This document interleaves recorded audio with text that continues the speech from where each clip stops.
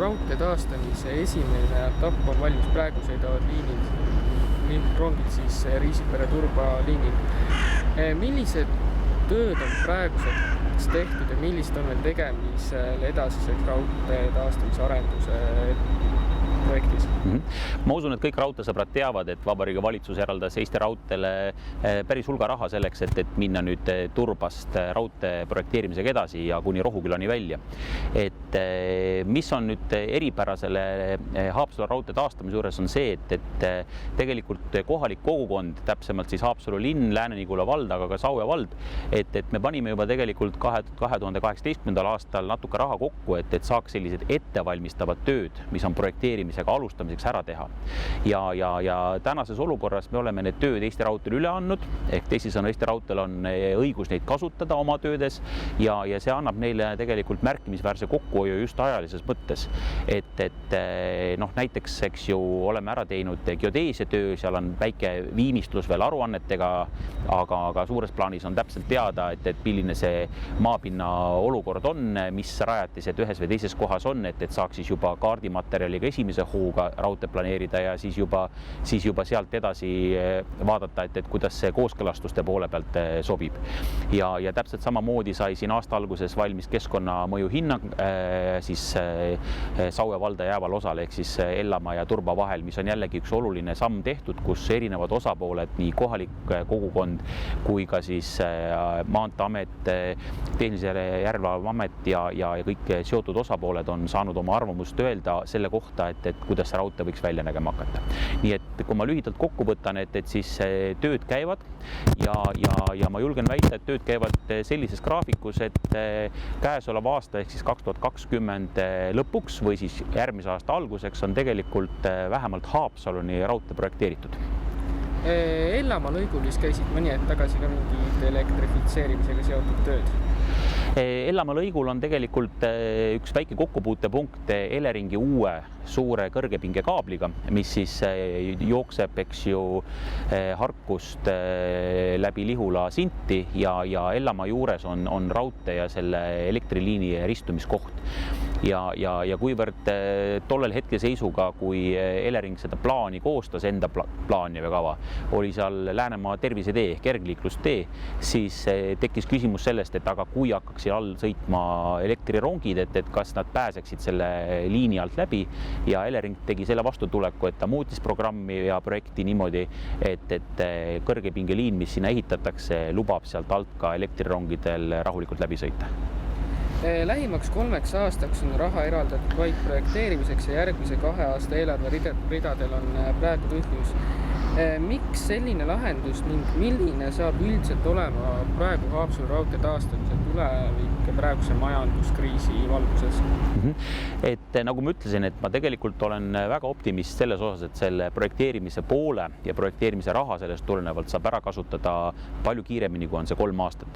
Ja tänases päevas nüüd kõikide viimaste kuude jooksul, isegi rohkem kui kuude jooksul, vaid juba viimase aasta jooksul on Riigikogu Haapsalu raudtee toetusrühm ja selle liikmed olnud väga aktiivsed just otsimaks vahendeid reaalse ehituse jaoks.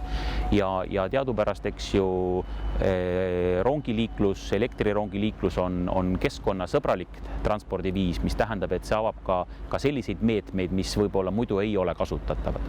Nüüd see, mis puudutab seda eriolukorra tekkimist meil siin ja ülemaailmset pandeemiat, et meil on olnud hästi palju tubastööd, ehk teiste sõnadega nii sihtasutusel Läänemaa kui Eesti Raudteel, et me oleme nagu suuresti saanud need asjad ära teha, mis plaanis olid.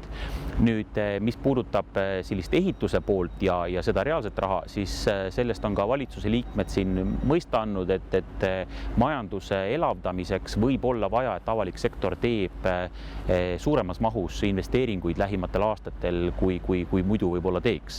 Ehk teiste sõnadega me oleme võtnud selge sihi, et Haapsalu raudtee oleks projekti vaatest sellisel tasemel, et kui on vaja tööhõivet luua, kui on vaja ergutada majandust, siis see võiks olla üks kandvaid projekte ja selle saaks tegelikult juba 2021-2022 mingis osas realiseerida.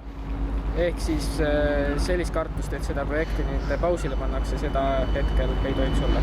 Ma ei näe nagu pausi teemat, et pigem on küsimus nagu selles, et millise kiirusega liikuda, et siin on kostnud erinevaid hääli nii Eesti Raudtee poole pealt, ütleme ka meie kui raudteesõprade vaatest, eks ju, ja kindlasti ütleme ministeeriumid ja valitsus näeb seda tervikpilti, sest et Eestis on palju asju, mida on vaja korda ajada, on palju teemasid ka seoses selle koroonaviirusega, mis tõstatuvad ja mis me omalt poolt teha saame, on see, et teha ära need tööd, mis on vajalikud selleks, et siis näiteks sellesse samasse ehitusfaasi minna, kus on juba hoopis teised rahad, kus on hoopis teistsugune tööhõive ja ka ettevõtete käibenumbrid, kes sellega seotud on. Et ikkagi aidata ettevõtetel ja töötajatel sellest kriisist võimalikult valutult välja tulla, samas luues asja, mida meie hinnangul peaks looma ja mida ka valitsus on toetanud, et me liigume selle etapi viisilt ikkagi Rohukülani välja.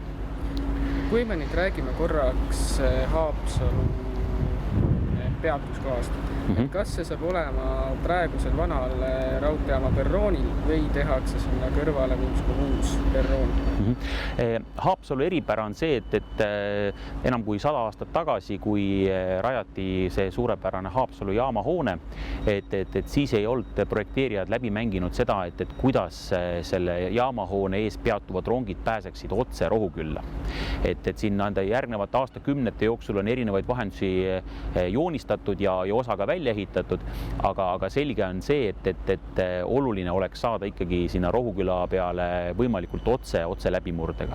Ja nüüd ütleme, kui Lääne maavalitsus koostas teemaplaneeringut seal, siis sai see lahendus ka välja töötatud, et teiste sõnadega, et on võimalik sõita otse Haapsalu vana jaamahoone ette ja on võimalik ka sõita niimoodi, et päris jaamahoone ette ei lähe, saab otse Rohuküla peale.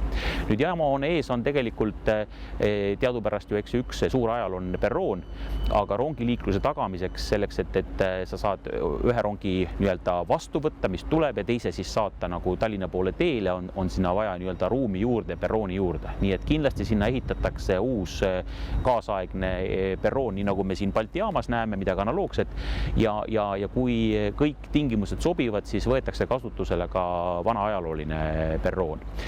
Mis selle jaamaalaga tervikuna veel haakub, on see, et kõik, kes on jälle raudteesõbrad, teavad, et väga pikka aega on Haapsalus eksisteerinud praeguse nimega siis Side- ja Raudteemuuseum, et need raudteemuuseumi väliseksponaadid on ju nendel teedel, kus raudteed ajalooliselt on olnud.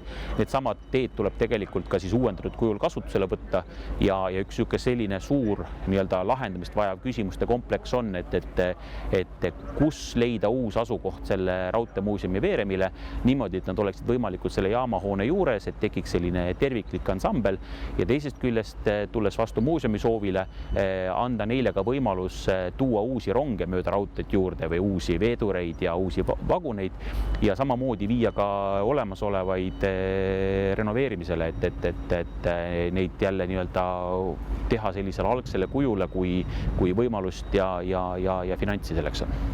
Ja lõpetuseks, kas praegusel ajal tegeletakse pigem kui me räägime lõpp-punktist, tegeletakse pigem Haapsalu kui lõpp-punktiga või kaasatakse sinna juurde kas siis teise etapina või siis tehakse kohe sama hooga ära ka siis Rohuküla otsad, kuidas see praegu on? Et Eesti Raudtee nägemuses on tegelikult vaadata seda tööd kolmes osas. Et esimene osa puudutab tegelikult seda Ellamaad, sest et selleks, et minna Ääsmäe Haapsalu Rohuküla maanteest üle ühte või teistpidi raudtee pealt või maantee pealt, siis see viadukt on väga mastaapne ehitus. Et tänase teadmise järgi peaks rongid hakkama üle maantee käima. Kas nüüd maanteed on vaja allapoole viia, et seda selgitab projekteerimine.